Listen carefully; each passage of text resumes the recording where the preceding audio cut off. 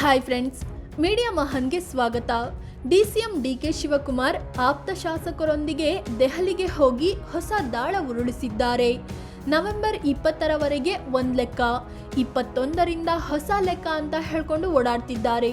ಹಾಗಾದ್ರೆ ಈ ಕನಕಪುರ ಬಂಡೆ ಡಿಕೆ ಶಿವಕುಮಾರ್ ರಾಜಕೀಯ ಗುರು ಯಾರು? ಕೊತ್ವಾಲ್ ಜೊತೆ ಡಿಕೆಶಿನ ಲಿಂಕ್ ಮಾಡೋದ್ಯಾಕೆ? ಕೊತ್ವಾಲ್ ಜೊತೆ ಆ ಮಾಜಿ ಸಿಎಂ ಕ್ಲೋಸ್ ಆಗಿದ್ರಾ? ಡಿಕೆ ಶಿವಕುಮಾರ್ ರಾಜಕೀಯಕ್ಕೆ ಬಂದಿದ್ದು ಹೇಗೆ? ಎಸ್.ಎಂ. ಕೃಷ್ಣ ಬಳಿ ಡಿಕೆ ಶಿವಕುಮಾರ್ರನ್ನ ಕಳಿಸಿದ್ಯಾರು?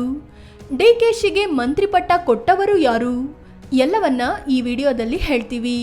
ಅದಕ್ಕೂ ಮುನ್ನ ನೀವಿನ್ನು ನಮ್ಮ ಚಾನಲ್ಗೆ ಸಬ್ಸ್ಕ್ರೈಬ್ ಆಗಿಲ್ಲ ಅಂದರೆ ಈ ಕೂಡಲೇ ಆಗಿ ಪಕ್ಕದ ಗಂಟೆ ಗುರುತಿನ ಮೇಲೆ ಕ್ಲಿಕ್ ಮಾಡಿ. ಡಿಕೆ ಶಿವಕುಮಾರ್ ಮತ್ತು ಕೊತ್ವಾಲ್. ಬೆಂಗಳೂರು ಭೂಗತ ಜಗತ್ತು ಕಂಡ ಡಾನ್ ಕೊತ್ವಾಲ್ ರಾಮಚಂದ್ರ. ಇಂದಿರಾ ಗಾಂಧಿ 1978ರಲ್ಲಿ ಚಿಕ್ಕಮಗಳೂರು ಕ್ಷೇತ್ರದಲ್ಲಿ ಸ್ಪರ್ಧಿಸಿದ್ರು. ಚುನಾವಣೆಯಲ್ಲಿ ಕಾಂಗ್ರೆಸ್ಗೆ ಹೆಲ್ಪ್ ಮಾಡ್ತಿದ್ದ ಡಾನ್ ಜಯರಾಜ್ ಜೈಲಲ್ಲಿದ್ದ. ಹೀಗಾಗಿ ಶಿವಮೊಗ್ಗದಿಂದ ಕೊತ್ವಾಲ್ ರಾಮಚಂದ್ರನನ್ನು ಬೆಂಗಳೂರಿಗೆ ಕರೆಸಿದ್ರು ಕೆಲ ರಾಜಕಾರಣಿಗಳು. ಹೀಗೆ ಕೊತ್ವಾಲ್ ರಾಮಚಂದ್ರಗೆ ಕಾಂಗ್ರೆಸ್ ನಾಯಕರ ಜೊತೆ ಲಿಂಕ್ ಬೆಳೀತು. ಎಷ್ಟರ ಮಟ್ಟಿಗೆ ಅಂದ್ರೆ ಬಂಗಾರಪ್ಪರನ್ನು ನೇರವಾಗಿ ಹೋಗಿ ಕೊತ್ವಾಲ್ ಭೇಟಿಯಾಗ್ತಿದ್ದ. ಏನೇ ಕೆಲಸ ಇರಲಿ, ಕೊತ್ವಾಲ್ ಬಂದಿದ್ದಾನೆ ಅಂದ್ರೆ ಬಂದು ಮಾತಿಗೆ ನಿಲ್ತಿದ್ರಂತೆ ಬಂಗಾರಪ್ಪ. ಅಷ್ಟು ಆತ್ಮೀಯತೆ ಅವರಲ್ಲಿತ್ತು. ಅಂದಿನ ರಾಜಕೀಯದಲ್ಲಿ ವಿದ್ಯಾರ್ಥಿ ಸಂಘಟನೆಗಳು ಕೂಡ ಅಷ್ಟೇ ಪ್ರಮುಖ ಪಾತ್ರ ವಹಿಸ್ತಿದ್ವು. ಆಗ NSUIನಲ್ಲಿದ್ದ ಡಿಕೆ ಶಿವಕುಮಾರ್ LN ಮೂರ್ತಿಯಂತಹ ಕಾಂಗ್ರೆಸ್ ನಾಯಕರ ಜೊತೆ ಕಾಣಿಸಿಕೊಳ್ತಿದ್ರು.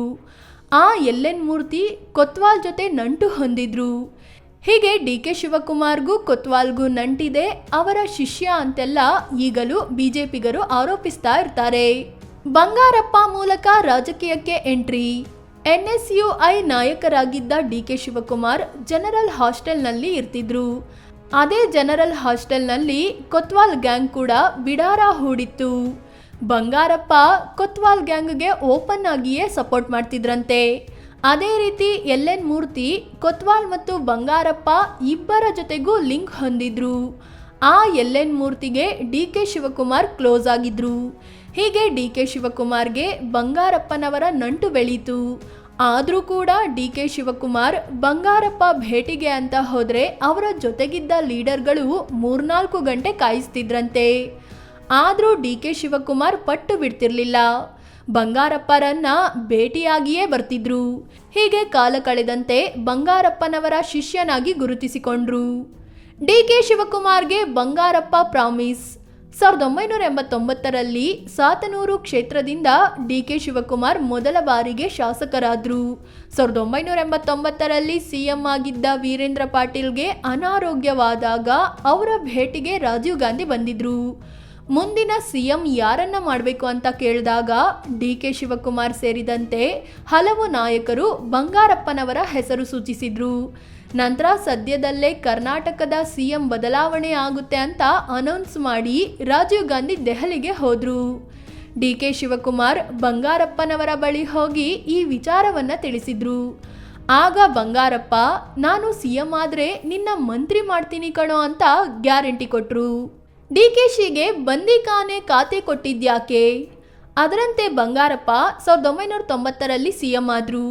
ಒಂದಿನ ಡಿಕೆ ಶಿವಕುಮಾರನ್ನ ಕರೆದ ಬಂಗಾರಪ್ಪ ಮಂತ್ರಿ ಸ್ಥಾನ ಕೊಟ್ರು.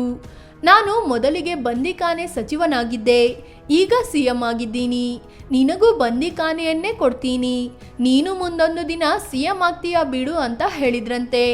ಹೀಗೆ ಡಿಕೆ ಶಿವಕುಮಾರ್ ಮೊದಲ ಬಾರಿಗೆ ಮಂತ್ರಿ ಸ್ಥಾನ ಅಲಂಕರಿಸಿದ್ರು. ಬಂಗಾರಪ್ಪ ಜೊತೆ ಮತ್ತಷ್ಟು ಕ್ಲೋಸ್ ಆಗಿ ಗುರುತಿಸಿಕೊಂಡ್ರು. ಬಂಗಾರಪ್ಪರಿಂದ ದೂರ ಆಗಿದ್ಯಾಕೆ? 1992ರಲ್ಲಿ ಬಂಗಾರಪ್ಪ ಕಾವೇರಿ ಗಲಾಟೆ ನಿಯಂತ್ರಿಸಲು ವಿಫಲವಾದ್ರು ಅನ್ನೋ ಕಾರಣಕ್ಕೆ ಸಿಎಂ ಸ್ಥಾನದಿಂದ ಕೆಳಗೆ ಇಳಿಸಲಾಯಿತು. ಇದರಿಂದ ಬೇಸರಗೊಂಡ ಬಂಗಾರಪ್ಪ ಕಾಂಗ್ರೆಸ್ಗೆ ಗುಡ್ ಬೈ ಹೇಳಿದ್ರು. ಕರ್ನಾಟಕ ಕಾಂಗ್ರೆಸ್ ಪಾರ್ಟಿಯನ್ನು ಹೊಸ ಪಕ್ಷ ಸ್ಥಾಪಿಸಿದ್ರು.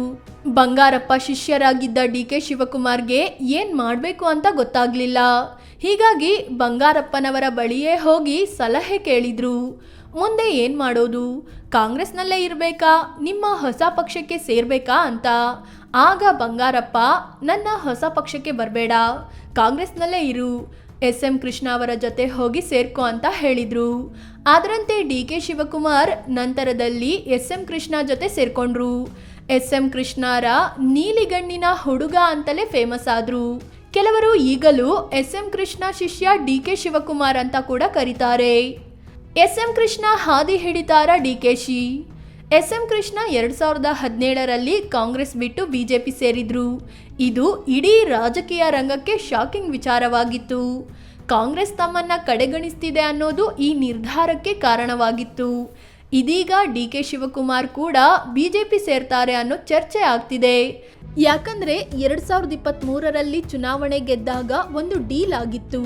ಅದೇ 2.5 ವರ್ಷ ಸಿದ್ದರಾಮಯ್ಯ CM, ಮತ್ತೆ 2.5 ವರ್ಷ DK ಶಿವಕುಮಾರ್ CM ಅಂತ. ಆ ಡೀಲ್ ಪ್ರಕಾರ ಸಿದ್ದರಾಮಯ್ಯರ ಅವಧಿ ಸೆಪ್ಟೆಂಬರ್ಗೆ ಮುಗಿದಿದೆ. ಆದರೆ ಸಿದ್ದರಾಮಯ್ಯ CM ಸ್ಥಾನವನ್ನು DK ಶಿವಕುಮಾರ್ಗೆ ಬಿಟ್ಟು ಕೊಡಲು ರೆಡಿ ಇಲ್ಲ. ಇದೇ ಕಾರಣಕ್ಕೆ DK ಶಿವಕುಮಾರ್ ಬಿಜೆಪಿ ಮನೆ ಕಡೆಗಿನ ದಾರಿ ಹಿಡಿತಾರಾ ಅನ್ನೋ ಅನುಮಾನ ಮೂಡಿದೆ. ಅದು ಅಲ್ಲದೆ ಈ ಹಿಂದೆ ಸದನದಲ್ಲಿ DK ಶಿವಕುಮಾರ್ RSS ಗೀತೆ ಹಾಡಿದ್ರು. ಕುಂಭಮೇಳಕ್ಕೂ ಹೋಗಿದ್ದ DK ಶಿವಕುಮಾರ್ ಅಮಿತ್ ಶಾ ಜೊತೆ ವೇದಿಕೆ ಹಂಚಿಕೊಂಡಿದ್ರು. ಹೀಗಾಗಿ SM ಕೃಷ್ಣ ರೀತಿ DK ಶಿವಕುಮಾರ್ ಕೂಡ ಬಿಜೆಪಿಗೆ ಜೈ ಅಂತಾರಾ ಅನ್ನೋ ಪ್ರಶ್ನೆ ಮೂಡಿದೆ.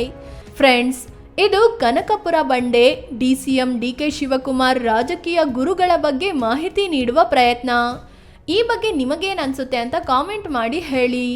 ಅದೇ ರೀತಿ ನೀವಿನ್ನೂ ನಮ್ಮ ಚಾನಲ್ಗೆ ಸಬ್ಸ್ಕ್ರೈಬ್ ಆಗಿಲ್ಲ ಅಂದರೆ ಈ ಕೂಡಲೇ ಆಗಿ ಪಕ್ಕದ ಗಂಟೆ ಗುರುತಿನ ಮೇಲೆ ಕ್ಲಿಕ್ ಮಾಡಿ. ಧನ್ಯವಾದ.